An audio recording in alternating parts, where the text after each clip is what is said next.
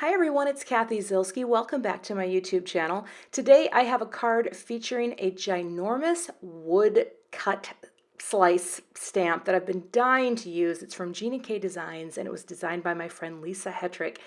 And I wanted to create sort of a thankful gratitude themed card, and that's what I did. So let's look at the products.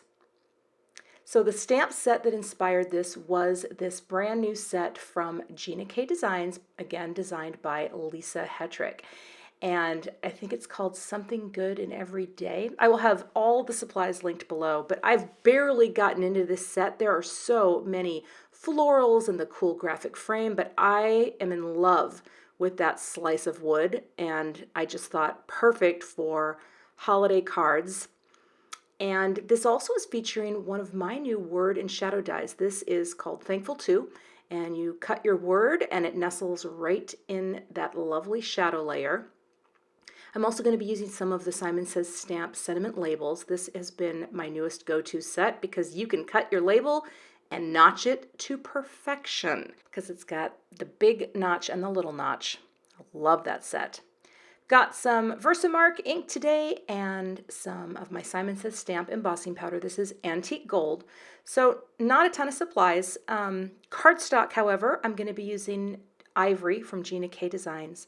Got a little Neenah Solar White in there, and then I've got some warm cocoa, some tomato soup, and fresh asparagus, also all from Gina Designs. Just thought it made a nice November palette.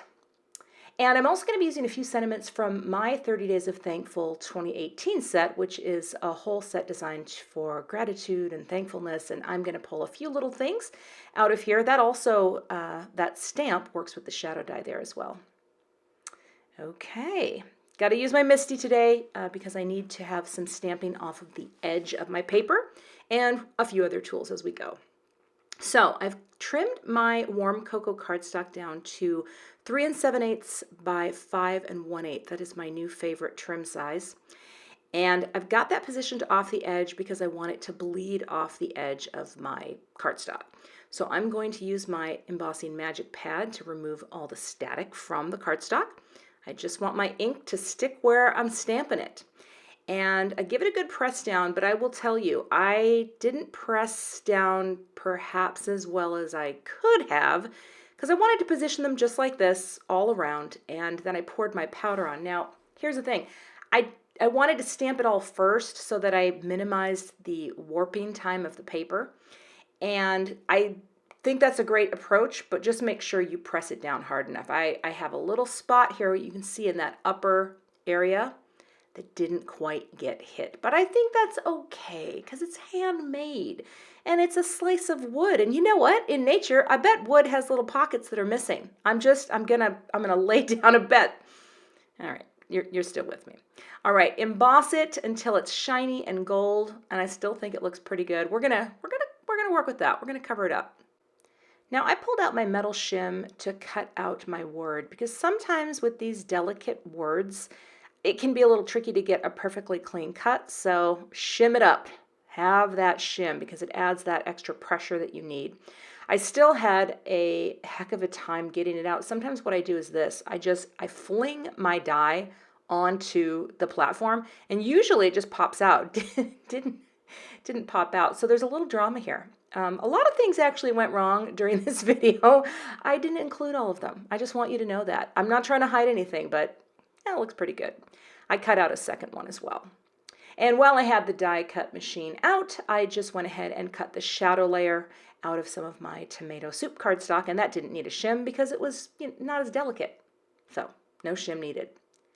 Now off camera, I used my spray adhesive so that I could glue the two white thin die cuts together. And I'm just going to put a brick on that and just let that really adhere, because I'm going to turn this into a glowing, beautiful gold embellishment. Now, I actually learned this a while ago from watching the one and only Jennifer McGuire. But you cover your whole die cut with embossing ink, the sticky ink. Then you're going to hit it with the powder. But here's my little invention. Took a piece of cardstock, just cheap cardstock, cut and folded the corners, And so I could do this. Basically, I didn't want to have to hold on to this in any way, and I wanted to get it all hit with the heat at once, but I didn't want to have to touch it. So I made myself a disposable tray. That's pretty good, right?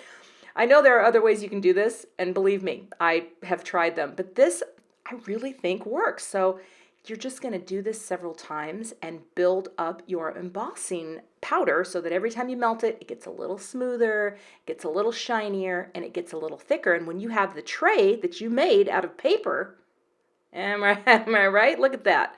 Anyway, I did that a couple more times, and I didn't think you needed to see that. So now I've got a little sentiment. You can't read it yet, but it says Beyond Measure. And this is on the Fresh Asparagus cardstock, also with the gold. Now, the cool banner dies. I like to bring my platform to my workspace so that I can get a bird's eye view, stare right over the top, and then you can see it. Frame it perfectly, and then tape it down so it doesn't move. I love this banner die set because it just makes cutting perfectly straight banners so easy. Just pull it out, looks like that, perfect. And now what I like to do for the notches is I tape that banner down again on both sides and then tape the notch down. I've just had better luck this way, and then you get your perfectly notched banner. Then I'm just going to trim the end by lining up the B right there with the plastic guide edge, and then just press down and cut, and it gives me a really nice spacing around my little trimmed banner. Next, I'm going to score my card base from the Ivory cardstock. This will be a horizontal landscape card. But before I fold it, I'm going to stamp a little sentiment because the card is going to read Thankful Beyond Measure, and I'm going to stamp For You on the inside. Now, I always like to do a little test, especially when I'm not using my MISTI, because I call this free-range stamping, and it makes me a little nervous. I take a deep breath. Nailed it. But what I didn't nail was when I folded my cardstock, I got a little of the green ink on the paper. So I just brought out the magical mono sand eraser and erased it away. It's a great tool to have on hand. Now I've got some sticky scrapbook adhesive tape on the back of the panel to put on some fun foam. And then I like to use liquid adhesive. The Gina Connect glue is awesome because it lets you sort of position your panel before you have to commit to it. Got that in place and just going to let that dry. I'm also using the Connect glue to adhere the gold Thankful to the shadow layer. And what's nice is if there's any spillage over it, it will dry clear.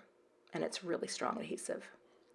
Now I'm adding some thick foam adhesive to the little banner panel, and I'm going to add some thinner foam adhesive to the actual Thankful. I want to create some different levels of dimension. And the nice thing is, see that little problem there? We're going to cover that up with the Thankful. So I'm going to adhere that down, and it's like you never knew I messed up. And then I'm going to put my little banner right over the little swoop. Now here's the only little error. Well, so see how that isn't quite clearing? This is the first card I make. I always make a card before I make a video because I really don't know if it's going to work. And I doubled up the adhesive there. That's what you want to do. You just always want to pay attention to how to layer your adhesive to get that different stack dimension. But I just think that wood slice is super cool and would be so great on so many holiday projects. Thank you so much for watching today, and I would love to have you become a subscriber, and I'll see you back here with another card project soon. Have a great day.